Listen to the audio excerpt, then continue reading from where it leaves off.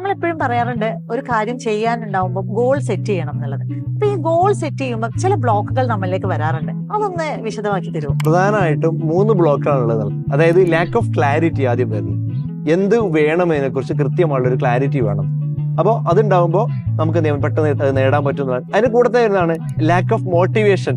പല ആൾക്കും ആ മോട്ടിവേഷൻ വരുന്നത് എന്തിനു ഞാനിത് നേടണം, അല്ലെ എന്ത് എന്ന് മനസ്സിലായ മാത്രം പോരാ, എന്തിനു ഞാനിത് ചെയ്യണം, എന്തിന് ഈ ഗോൾ ഞാൻ നേടിയെടുക്കണം എന്നതിനെ കുറിച്ചുള്ള കൃത്യമായുള്ള ഒരു മോട്ടിവേഷൻ വരുന്നത്. അതാണ് അതിൽ വരുന്ന വൈ പാർട്ട് എന്ന് പറയുന്നത്, എന്തിനു വേണം.